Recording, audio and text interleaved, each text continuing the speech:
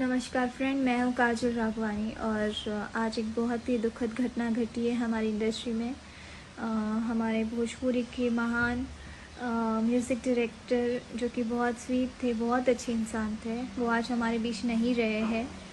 और धनंजय मिश्रा जी, आप जहाँ कहीं भी हो, आपकी आत्मा को शांति मिले, बस यही कामना करती हूँ।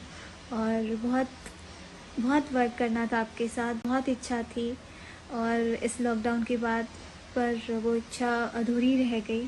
बट कोई बात नहीं, आपका आशीर्वाद हमेशा हमारे साथ रहेगा। और बस यही कामना करती हूँ कि आप जहाँ कहीं भी हो खुश रहें और आपकी आत्मा को शांति मिले और भगवान आपके परिवार को इस दुख की घड़ी से उभरने की हिम्मत दे।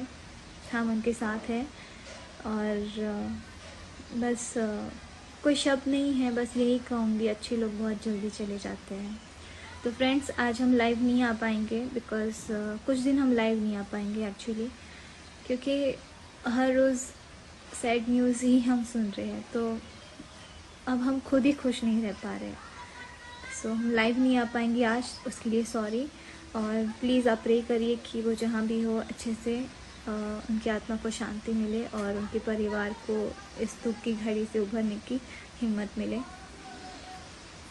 Thank you.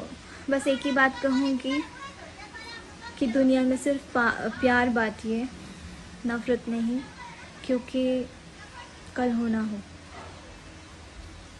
Thank you so much पिना।